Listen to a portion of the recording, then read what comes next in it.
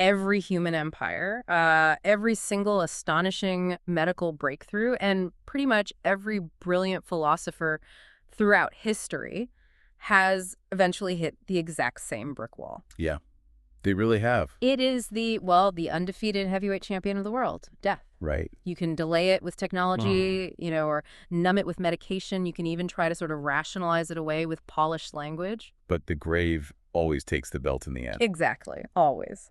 But today, we are taking a deep dive into a document that claims someone didn't just beat the champion in the ring. Which is a bold claim on its own. Right. It actually claims they reversed the knockout, completely dismantled the boxing ring, and essentially altered the physics of the sport forever. Which is just a staggering thing to try and process. It really is. We're unpacking this really extensive theological work by Chris R. Velazquez.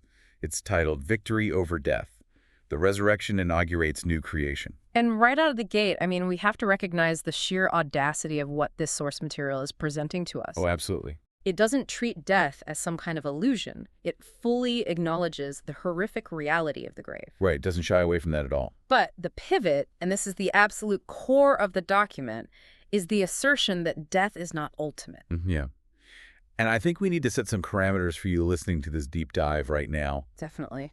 Because our mission today is not to, debate the merits of organized religion. Right. We certainly aren't here to preach at you. Exactly. We are acting as your guides to dissect the actual mechanics of this specific reality-altering claim. Because Velazquez is drawing a massive line in the sand here. He really is. This text argues that the resurrection of Jesus is not some poetic appendix tacked onto a moral philosophy. Right. It isn't just a private comfort for grieving families either. It is framed as a decisive, historical, literal event that declares open war on death. Open war. The author describes it as a historical event that inaugurates a new creation. A new creation. Yeah. And that distinction is vital. Because if you view resurrection merely as a symbol for, like, springtime or some inner moral renewal, you completely miss the architecture of what Velazquez is building here. You miss the whole point. Exactly. The argument is that the physical emptying of a tomb in first-century Palestine was the precise moment the age to come violently crashed into the present age. Wow. It's the announcement that the Creator is actively restoring the physical universe that was fractured. Let's hold on to that heavyweight champion analogy I brought up a second ago. Okay, yeah. Because I think it really helps to visualize the stakes here. It's a good visual. Thanks. If every civilization tries to go 12 rounds with death and, everyone eventually goes down. Right. A historical resurrection means a human being actually stepped into the arena, took the absolute worst the champion could dish out. Yeah. Torture, execution, the grave. The absolute worst, yeah. And then not only got back up, but basically broke the champion's jaw. It's a compelling visual, for sure. But if we are strictly following the logic of the text, we actually have to take that analogy even further. Oh, really? How so? Because it wasn't just breaking the champion's jaw. Yeah. The text uses the phrase, the hinge between the old age and the new. Okay. So to use your boxing metaphor, this event didn't just win a title fight, it condemned the entire arena. Condemn the arena. Yeah. The old arena, which is characterized by decay and mortality, is slated for demolition.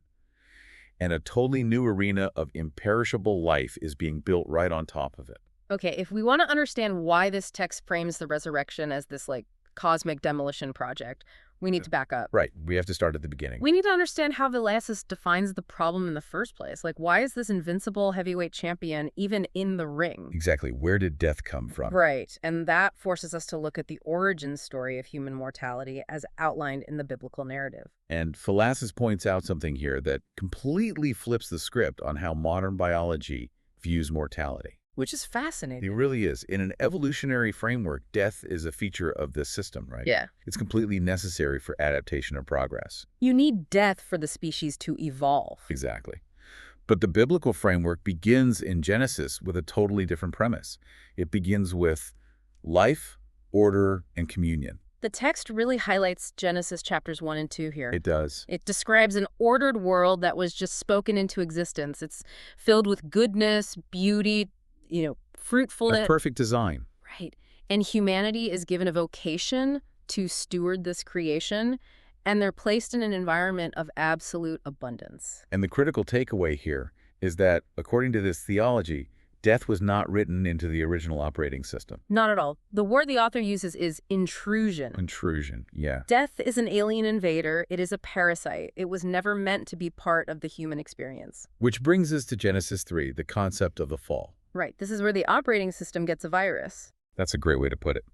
Velazquez explains that humanity was explicitly warned that autonomy from the creator-like active disobedience would result in death. And when they sever that connection, the warning becomes reality. Exactly. Sin fractures the fellowship, Yeah. and the text is very clear that death enters as a direct judgment.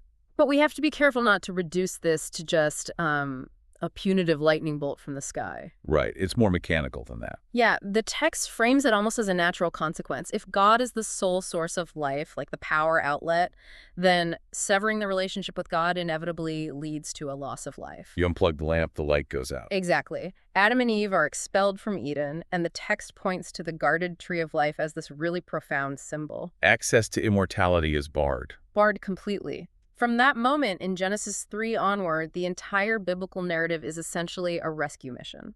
How is the creator going to deal with this alien invader without compromising his own justice? I found the author's breakdown of death in this section fascinating, actually. Yeah, it's really nuanced. Because Velazquez argues that death has a dual nature. It isn't just one static event that happens at the end of an EKG machine. Right, it's not just the moment your heart stops. He categorizes death as both a penalty and a symptom. He quotes Paul's letter to the Romans for this, calling it the wages of sin. Okay, so that's the penalty aspect. Exactly. But the symptom aspect is much, much more pervasive. Yeah. Humanity doesn't just cease to exist at age 80. They spend their entire waking lives living under what the text calls the shadow of death.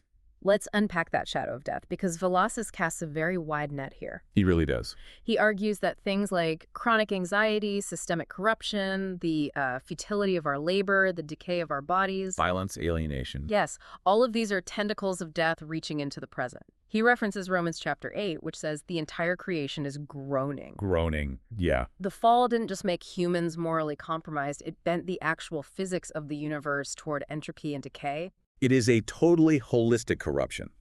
The ground produces thorns, bodies break down, entire societies collapse. It is a universal groaning. But, and this is where the source material pivots back toward hope, the Old Testament doesn't leave humanity just sitting in the dust waiting to expire. No, it doesn't. Velazquez points out that even in the midst of this overwhelming decay, the texts begin to plant seeds. The Old Testament breadcrumbs. I love tracking this kind of narrative progression. It's like a mystery unfolding. It really is. Velazquez traces these eschatological hopes. And just to clarify, by eschatological, he means hopes focused on the ultimate destination or goal of history, not just, the end of the world. Right, the grand culmination. Exactly. He starts with the patriarchs, specifically looking at Abraham. He pulls from Hebrews 11 for this, focusing on the story of Abraham being asked to sacrifice his son Isaac. Which is a very intense story. Very. But the text argues that Abraham operated on an implicit, radical trust that God could literally raise Isaac from the dead. Abraham reasoned that if God made a promise through Isaac and Isaac dies, God's faithfulness must somehow supersede biology. So even there, in the very beginning, death isn't seen as the ultimate boundary of God's jurisdiction. Exactly. Then Velazquez moves into the Psalms, which introduce this concept of deliverance from Sheol. Sheol, yes. Now, we really need to clarify what Sheol means here, because I think a lot of listeners immediately picture pitchforks and flames, like Dante's Inferno. Oh, absolutely. That's a very common misconception. So what was it? Well, in ancient Near Eastern thought, Sheol wasn't a torture chamber. It was simply the realm of the dead, like a shadowy pit. Like a gray waiting room. Essentially, yeah.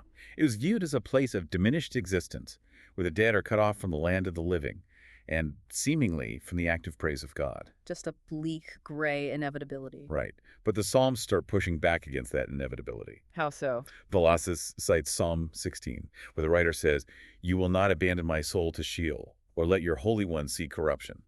Okay, that's pretty direct. And Psalm 49, which admits that no amount of money can ransom a person from the grave, but then boldly asserts that God will redeem his people from the power of Sheol. Now, Velazquez is careful to note that these psalms are not highly systematic, fleshed-out doctrines of a bodily resurrection. Right.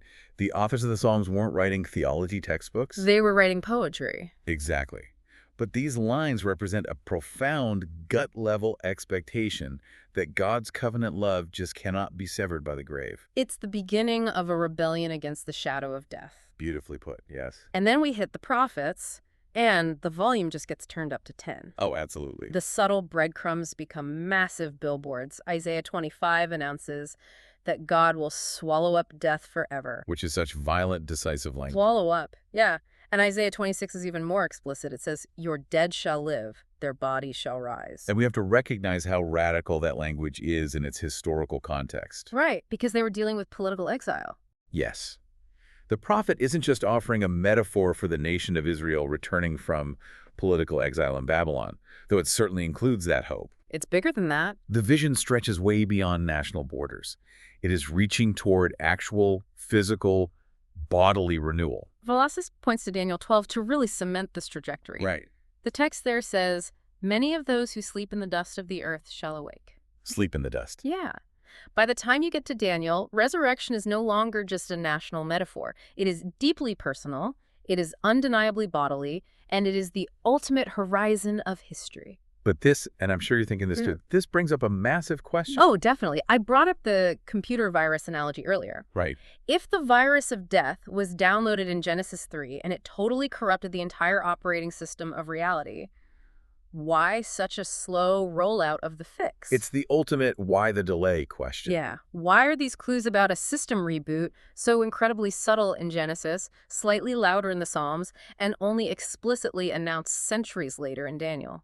It's a fair question. If the system crashed, why not just announce the massive reboot on day one? Why force humanity to live through millennia of the shadow of death? That is perhaps the most difficult question in all of biblical theology. I bet. And Velazquez addresses it by pointing to the progressive nature of the narrative. God is working on a massive canvas of human history, not just instantly rewriting lines of code. Okay. The text implies that the sheer horror of the exile from Eden, the absolute devastation of the curse, had to be comprehensively experienced. Meaning humanity had to fully understand how fundamentally broken the system was? Like they had to exhaust every single attempt to fix it themselves. Precisely. If the solution was presented instantly, just as a quick patch, the depth of the cosmic treason and the resulting corruption wouldn't be grasped at all. We wouldn't get it. Right. By allowing the shadow of death to stretch its dark wings across centuries, empires rising and falling, God demonstrates the absolute futility of human autonomy. Wow. So when the promised deliverance finally does arrive, it isn't viewed as just a minor software update. It is recognized as a total cosmic resurrection. It makes the ultimate victory completely necessary rather than just convenient. Exactly. Okay, so the Old Testament leaves us with this escalating kind of desperate hope that the virus will eventually be eradicated. Right. But hope is cheap. I mean, prophecies are just ink on parchment until someone actually steps into the arena to do the work. Someone has to actually do it. Right, which raises the question, when Jesus finally arrives on the scene, how does he actually execute this massive shift from ancient prophecy to historical reality? Well, Velazquez argues that Jesus completely shatters the paradigm. He doesn't just arrive as a rabbi giving lectures about some future eschatological event. Okay. He actively embodies the event itself. The scene Velazquez focuses on for this is in the Gospel of John, chapter 11. The raising of Lazarus. Right. Jesus is standing outside the tomb of his friend Lazarus, talking to Lazarus's grieving sister Martha. Martha says she knows Lazarus will rise again in the resurrection at the last day. She's echoing that Daniel 12 theology we just talked about. Exactly. She's reciting good theology. But Jesus corrects her. He says, I am the resurrection and the life. Which is just a jaw-dropping claim to make to a grieving person. It really is. He isn't saying, I know the way to the resurrection, or I have the power to cause a resurrection.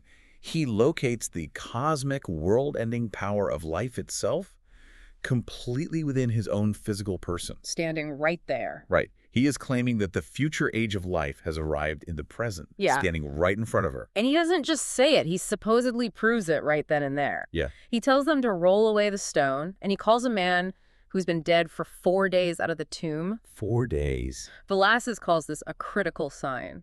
But, and this is where the text gets incredibly nuanced, Velazquez draws a very sharp contrast between what happened to Lazarus and what later happens to Jesus. Yes.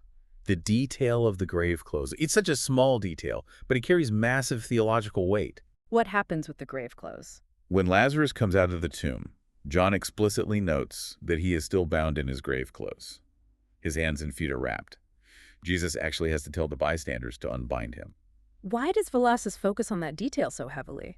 Because it signifies that Lazarus' return to life is temporary.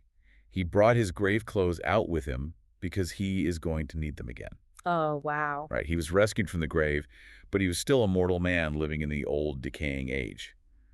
Eventually, Lazarus would grow old, get sick, and die a second time. So it was temporary. Velazquez argues that this event was a preview, right? A staggering demonstration of power, but is essentially a postponement of death, not the ultimate defeat of it. It's like a movie trailer. Movie trailer. Yeah, The Raising of Lazarus is like a 2-minute trailer that shows you the studio has the budget and the special effects to pull off a miracle. It builds the hype. Okay, I see. But Jesus' own resurrection, according to this text, is the feature film premiere. That's a great analogy. But that leads to the crucial distinction Velazquez makes. If Lazarus was just resuscitated, how is Jesus' resurrection any different? Exactly. This is where my brain gets stuck, and I know I'm not alone in this. It's a common hurdle. Right. If Velazquez is claiming Jesus' return from the dead is a historical event, how does he differentiate it from just a really impressive resuscitation? Right. Why isn't it just Lazarus 2.0? Yeah.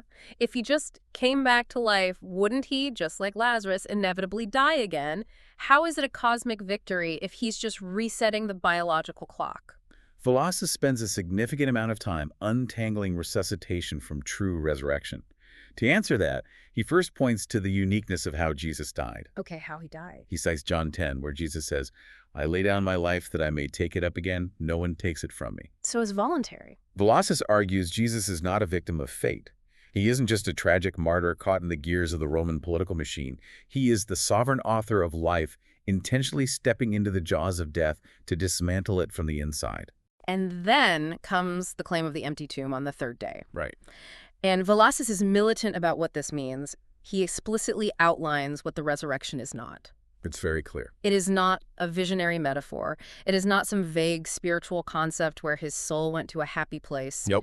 And it is absolutely not a psychological phenomenon where the disciples, blinded by grief, just sort of, felt his presence in their hearts and decided to start a movement based on good vibes. The author insists on a deeply physical, historical reality. It's physical. Yes. The apostles proclaimed a bodily resurrection. He was seen by crowds. He was physically touched by skeptics like Thomas.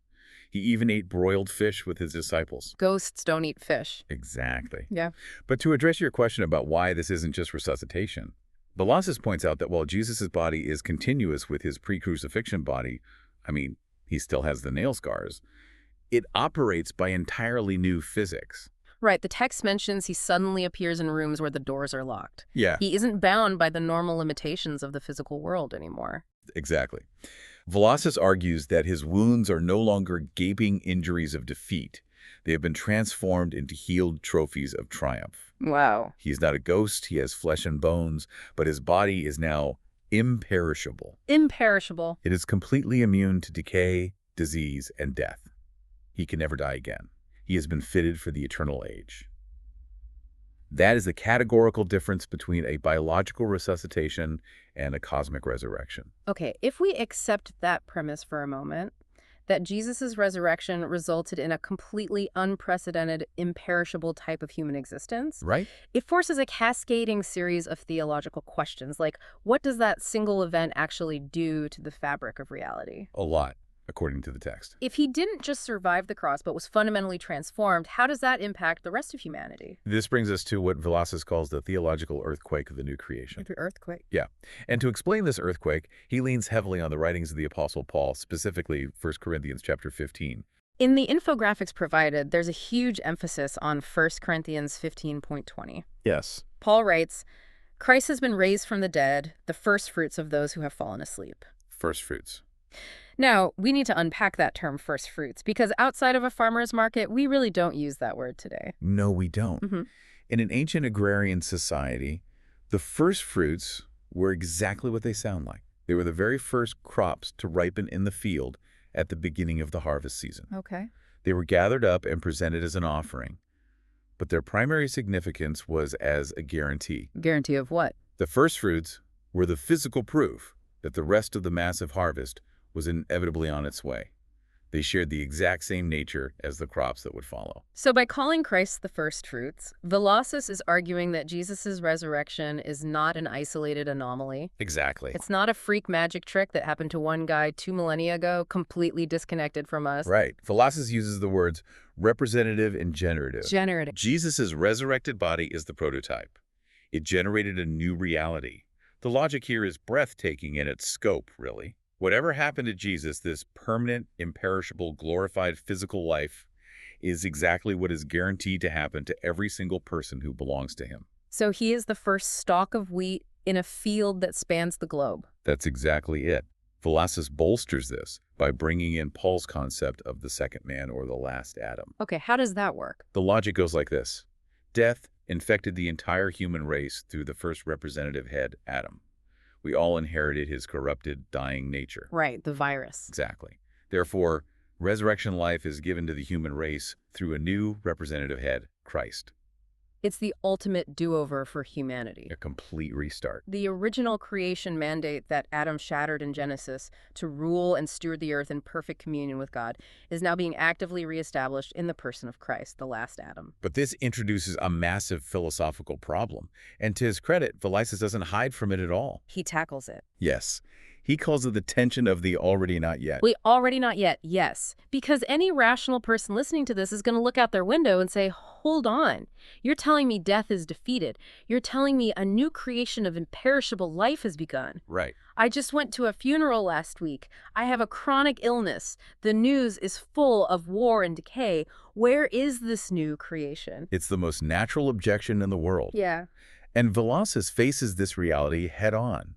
He acknowledges that while death has been dealt a mortal wound, believers still physically die. We still die. The victory is claimed to be entirely real, secured, and absolute in the person of Jesus, but its full, undeniable public manifestation across the globe awaits what he calls the consummation. The consummation. Yeah. Meaning the future return of Christ. Exactly. Which creates a profound cognitive dissonance for us. Yeah. We live in the already not yet. Death is decisively defeated structurally. That's the already. But it has not yet been removed from our daily human experience. That's the not yet. I was trying to map this onto a historical event to help myself grasp the tension, and I keep coming back to World War II. Oh. Specifically, the dynamic between D-Day and VE Day. That's a great comparison. When the Allied forces successfully stormed the beaches of Normandy and secured that massive beachhead, military historians agree that the ultimate outcome of the war was essentially decided in that moment. Right, the turning point. The decisive victory was already won. The opposing regime was mathematically doomed. But the fighting didn't magically stop that afternoon. Exactly. There were still 11 months of brutal, agonizing warfare. There was the Battle of the Bulge. There was immense suffering, terror, and terrible casualties before VE Day finally arrived, before the not yet of total peace was fully realized in Europe. That is an excellent framework for what Velazquez is arguing here. The resurrection of Jesus is D-Day. D-Day. The ultimate victory over the tyrant of death is secured. The beachhead of the new creation has been established right in the middle of the old world. But we are currently living in the trenches between D-Day and VE Day. But I have to push back on behalf of the listener. Please do. Because it's one thing to understand that tension intellectually. It's another to actually live it. Oh, definitely. If I am sitting at home dealing with agonizing chronic pain, or if I am standing at the grave of a child, how does Velazquez justify this not yet waiting period? It feels impossible. Right. If Jesus has the cosmic authority to fundamentally alter physics and defeat death, why not just fast forward to VE Day instantly? Why allow the casualties, the cancer, and the grief to continue for 2,000 years? It feels cruel. It's the ancient problem of pain. And Velazquez addresses it by looking at the role of the Holy Spirit. Okay. He references Romans 8:11, and without getting bogged down in heavy academic jargon, he essentially argues that the Spirit is the bridge between D-Day and VE Day. Bridge. He explains that the exact same Spirit that raised Jesus from the dead currently indwells believers. The infographic calls the Spirit the down payment of our resurrection. Yes, a down payment. And Yeah. a down payment is a guarantee of a final transaction, right? Right. Velasquez argues that this painful delay isn't a failure, an accident, or a sign of God's cruelty. It has a specific, merciful purpose. Which is? It allows time for the harvest. The delay provides the space for a resurrection community, the church, to form and participate in a rescue mission. So if God hit the fast forward button to the end of the world right on Easter morning, the door slams shut. Precisely. Oh. By keeping the door open, the church can announce this amnesty, this new life, to a dying world. It's an invitation. It's an invitation for humanity to defect from the kingdom of death and enter into the new creation before the final consummation occurs. We suffer in the trenches, yes, but we do so while pulling others into the lifeboats. Velasquez grounds this whole tense, beautiful process in a theological concept called the Ordo Salutis, the order of salvation. Right. He wants to prove that resurrection isn't just about what happens after your heart stops beating. It is intimately tied to the timeline of a believer's life right now. He breaks it down into 3 interconnected phases. Okay, let's walk through those. First is justification. Velasquez says the resurrection is God's massive public declaration that Jesus' sacrifice on the cross was fully accepted. Because the debt of sin is paid. Exactly. Because the debt is paid, the believer is legally acquitted. Second is sanctification. Sanctification. This is crucial for the already not yet tension we just talked about. Believers don't have to wait until they die to experience resurrection power. They get it now. They are united to the living Christ right now, empowered by the Spirit to break the moral power of sin in their daily lives. They can actually walk in newness of life, as Paul says. Yes. And the third phase is glorification. Glorification. This is the VE Day guarantee, the absolute promise that eventually their physical bodies will be raised and transformed, just like Christ's body was. To truly appreciate the scale of this, Velasquez argues we have to zoom out from the individual experience and look at the macro level. The big picture. Right. He insists that the resurrection isn't just an isolated miracle to secure personal salvation. It is the absolute focal point of the entire cosmic timeline. The visual aids are incredibly helpful here. They really are. One of the infographics provides a literal timeline spanning across the page, starting with the symbol for eternity and moving through key biblical eras. It's a great roadmap. It visually demonstrates how every single era hinges on this empty tomb. Let's walk through this timeline because it fundamentally changes how you read history. Okay, it starts with eternity in creation. We covered this earlier. God's original design was a physical world flourishing in life and order, acting as a theater for divine glory. Perfect harmony. Right. Then the timeline hits the fall, the virus is downloaded, death ruptures the design. But God responds. God immediately responds in the next era, covenant. Velasquez lists the major biblical covenants here. There are a few of them. Yeah, the Abrahamic covenant, where God promises a worldwide family and blessing. The Davidic covenant, promising a king who will rule perfectly on an eternal throne. And the New Covenant, promising to put God's own spirit inside people. And here is the brilliant deduction Velasquez makes. Every single one of those unbreakable promises inherently demands a resurrection. It's a fascinating point. Walk me through that. How do covenants demand a resurrection? Well, think about it logically. God promises Abraham that he will personally inherit a land and see a worldwide blessing. But Abraham dies a nomad. Exactly. God promises David an eternal heir on a physical throne. But kings die and thrones rot. Right. If death has the final word, God is a liar. God's faithfulness must literally be stronger than the grave, otherwise the promises die with the patriarchs. Wow. The only way to fulfill eternal promises to mortal creatures is to make the creatures immortal. Resurrection is the mandatory mechanism of God's integrity. That is wild. I've never thought about it as a legal necessity for God's promises. It changes everything. It really does. That leads directly into the next phase on the timeline. Redemption, symbolized by the cross. Jesus pays the immense debt of human sin. The sacrifice. But the timeline doesn't stop there. The next phase is kingdom. Velasquez links the physical resurrection directly to the political enthronement of the king. He cites Psalm 110. Because a dead king cannot rule a kingdom. Right. By rising, Jesus ascends to the throne. The kingdom of God is no longer a future hope. It is actively advancing in the present because the king is alive to direct it. From there, the timeline moves to exile and restoration. Humanity's spiritual exile from the Garden of Eden is finally reversed. The way back is open. The flaming swords guarding the tree of life are removed. which naturally forms the church, the next era, a community of people living on mission powered by the Spirit of the King.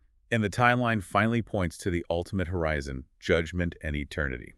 This culminates in what Revelation 21 calls the new heaven and new earth. The new earth. And Velazquez stresses that the resurrection guarantees justice. Because Jesus rose, he is appointed as the final judge. Right, there will be a reckoning. The story of human history does not end with tyrants getting away with genocide, or the innocent suffering without vindication. All will rise, some to eternal life, and some to face absolute justice. Looking at this massive, sweeping timeline, I'm struck by this analogy of a deeply complex, hand-woven tapestry. A tapestry? Yeah. For thousands of years, humanity has basically been staring at the back of this tapestry.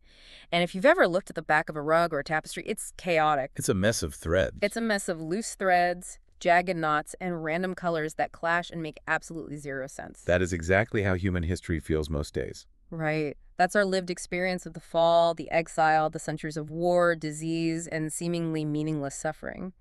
But Velazquez is arguing that the resurrection is the precise moment in cosmic history where God grabs the tapestry and finally flips it over. Oh, I see. And suddenly, you see the breathtaking masterpiece on the front. You realize that every single dark thread of suffering, every chaotic knot of history, was being sovereignly woven together to produce this ultimate picture of a redeemed creation. I love that. But I want to pause and press you on one specific, crucial connection in this tapestry that Velazquez seems obsessed with. Okay, what is it? He refuses to talk about the resurrection without talking about the cross. The infographic has a whole section comparing the cross, our redemption, with the resurrection, our victory. Right. Why is it so dangerous to the author to separate these two events? What happens if you try to pull the threads apart? If you pull them apart, the entire theological structure collapses. Velazquez argues that the cross is the mechanism of salvation. It is where the debt is paid, where sin is judged, where the wrath against evil is absorbed. Okay.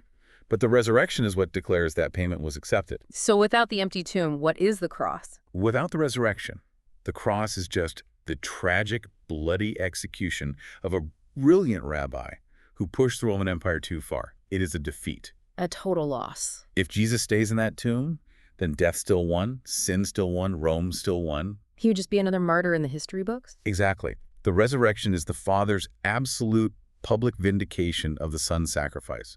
It is the divine receipt stamped with paid in full. Paid in full. As the infographic summarizes so well, the cross accomplishes our salvation, but the resurrection declares it accepted and powerful.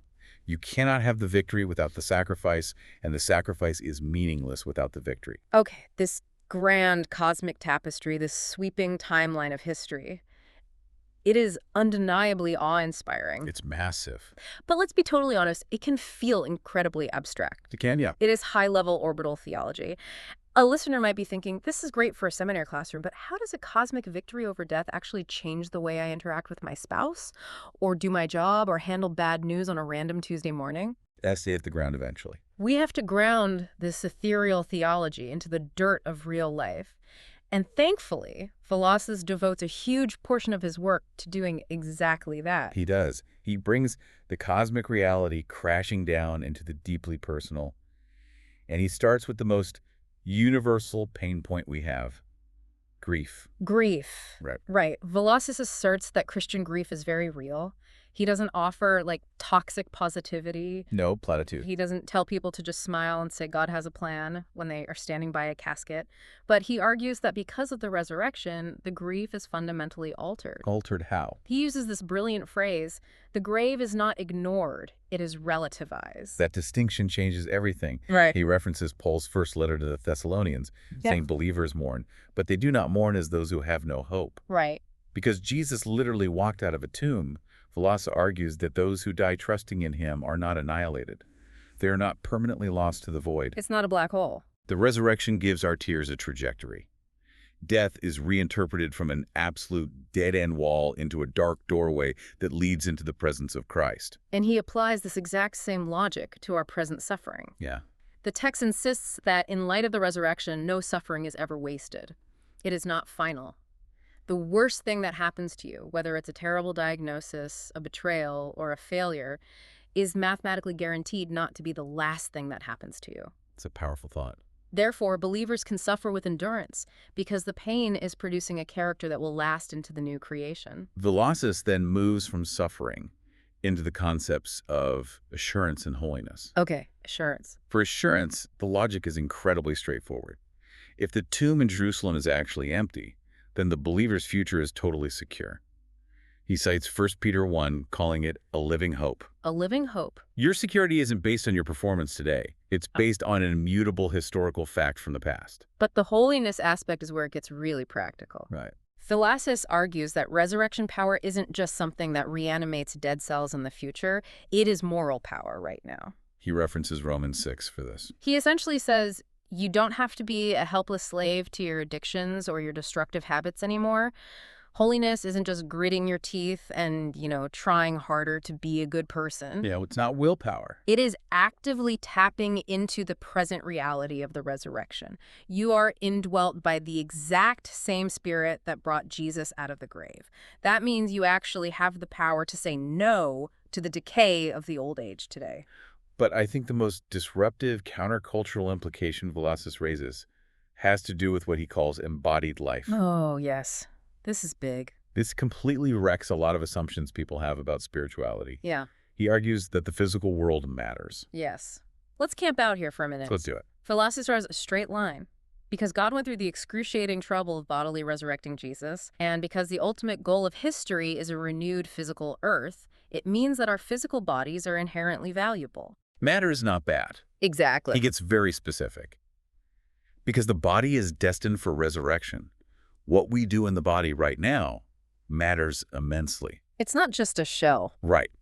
He lists sexual ethics, caring for the sick, the way we labor at our jobs, and even the way we rest. He frames the Christian life as a call to fiercely and faithfully steward the physical world, not a desperate attempt to detach from it. I really want to highlight this because it pushes back against a massive, pervasive cultural assumption. It really does. I think many people, both secular folks observing from the outside and many religious people on the inside, view faith as essentially an evacuation plan. Evacuation plan, yeah. The implicit idea is that this physical world is a dirty, temporary testing ground, and the goal is to get your immaterial soul out of here so you can go float in a cloudy, ethereal heaven forever. It's the dominant cultural caricature of the afterlife, absolutely. I use this analogy sometimes when talking to people, and they view life on Earth as being trapped on a sinking ship like the Titanic. And they view faith as nothing more than a private lifeboat. You accept certain doctrines so you can secure your seat on the lifeboat, detach from the sinking ship, and float away into the clouds while the world goes down. That's how a lot of people see it. But Velocus is arguing the exact opposite. He says faith isn't a lifeboat to escape the ship. Faith is the heavy machinery you use to actually raise and repair the sinking ship. I love that analogy, and Velocus's theology absolutely supports it. He explicitly states that the ultimate biblical hope is not disembodied souls floating in a non-physical realm for eternity. It's physical. He points out that this escape the body idea actually comes from ancient Greek philosophy, specifically Plato, not from the Hebrew scripture. To Plato, the body was a tomb for the soul. But in the biblical worldview presented here, the final hope is resurrected. Physical bodies living in a completely renewed physical universe. He has a line that summarizes it perfectly. Matter is not the enemy. Death is. That's the core of it. Jesus' physical resurrection proves that bodily existence isn't a prison we need to be freed from. It is a masterpiece that is waiting to be fully restored. But because this view of a redeemed physical future is so dramatically different from the popular cultural ideas of, harps, clouds, and ghosts, it is incredibly easy for the core message to get diluted or corrupted. It happens all the time. And Velocus seems acutely aware of this danger. He dedicates a section to explicitly warning against several deep misunderstandings that completely neutralize the power of the resurrection. Let's dissect those dangers because they define the boundaries of what this text is actually claiming. Okay. The first major danger he identifies, and honestly the most common one today, is the modern tendency to reduce the resurrection to a mere metaphor. Yes. One of the infographics has a massive red X next to the phrase, only a symbol. Just a symbol. The Velocus takes aim at the idea that the resurrection is just a beautiful, inspiring myth about inner renewal. Or the idea that Jesus didn't physically rise, but his moral teachings were so profound that he lives on in the hearts and memories of his followers. Like a really impactful TED Talk that outlives the speaker. Exactly. Velasquez absolutely eviscerates this idea.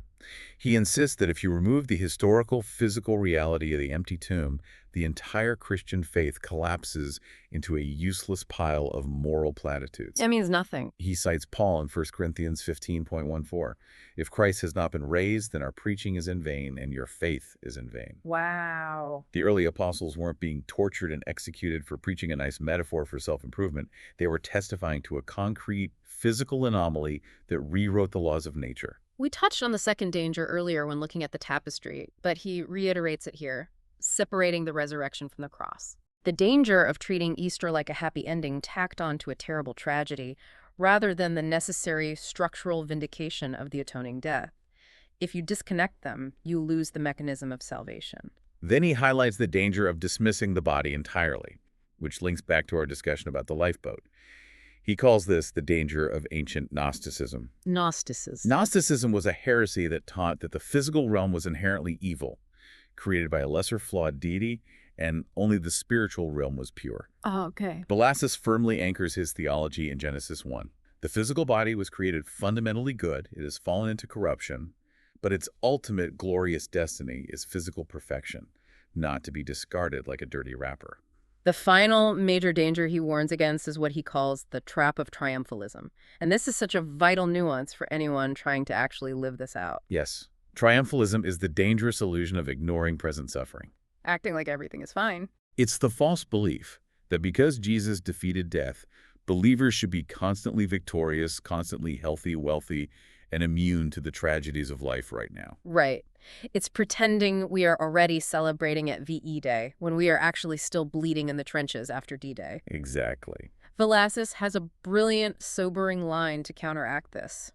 Resurrection hope is sturdy enough to face Good Friday before Easter morning arrives in fullness. Sturdy enough for Good Friday. You don't have to fake being perpetually happy. You are allowed to lament. You are allowed to bleed. It's permission to be human. Exactly. Thinking about that first danger, though, the overwhelming temptation to reduce the resurrection to a metaphor, I keep coming back to the image of a counterfeit life preserver. No counterfeit life preserver. Yeah. Imagine you are on a boat in the middle of a storm, and there's a life preserver mounted on the wall. But it's not made of buoyant foam. It's just a prop made of painted cardboard. Oh, I see where you're going. As long as you are safely on the deck, just looking at it, it functions perfectly well as a symbol of safety. It might even make you feel warm and fuzzy. Sure. But the moment the ship actually goes down and you are thrashing in the freezing, terrifying water of real, agonizing grief, a cardboard metaphor cannot hold your weight. It will dissolve instantly. It's useless. Only a dense, solid, real object can save a drowning person. So my question to you is, why is the modern enlightened mind so desperately tempted to reduce this incredibly powerful historical claim into a flimsy cardboard metaphor? Why do we want it to be a symbol? Well, if we look closely at Velasquez's argument, the answer is actually quite unsettling. How so? A metaphor is safe. A metaphor asks absolutely nothing of you historically or physically. It doesn't challenge your sovereignty over your own life. You can just appreciate it. You could appreciate a metaphor, quote it at a dinner party, and go on living exactly as you please. But if the resurrection is a historical bodily reality, it demands a total and catastrophic reevaluation of everything. Of reality itself. It forces you to reevaluate what reality is, who has authority over it, and how you are required to live. Right. If a man actually absorbed the wrath of God, conquered death, and walked out of a tomb, it means, as Velasquez states, that this man is Lord, and he is the coming judge of the entire earth. That's a heavy thought. That is a reality that demands absolute submission. It is not safe at all. People prefer the metaphor because the reality is terrifyingly intrusive. Wow.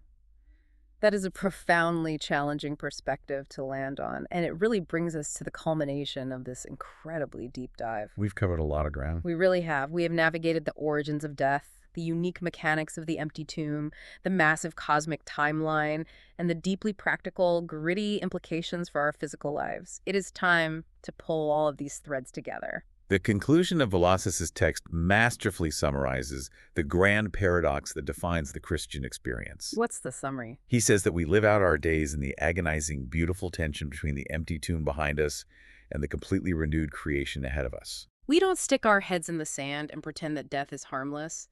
We know the champion still throws devastating punches. We know the grave still hurts deeply. You feel the sting. But because of the historical resurrection of Jesus, we can boldly look at the grave and proclaim that its power is entirely temporary. The final status that Velazquez leaves us with is a definitive declaration of reality.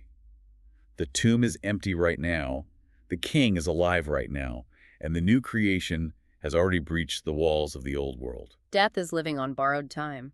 Death is no longer the undisputed champion. It is a defeated enemy living on borrowed time. And I want to take all of this dense theology and connect it directly back to you, the listener. It has to matter for them. We've spent this time unpacking a complex text, but the implications of these ideas are staggering. If what Chris R. Velazquez argues in this document is actually true, it literally changes the fundamental geometry of the universe you live in. It really does. History isn't just a meaningless, cyclical grind of human empires rising, grasping for power, and inevitably grinding each other into the dust. History is linear. It's going somewhere. It is a purposeful march, led by a living king, toward a dawn of complete physical, cosmic renewal. It means that the nihilism of the modern age is false.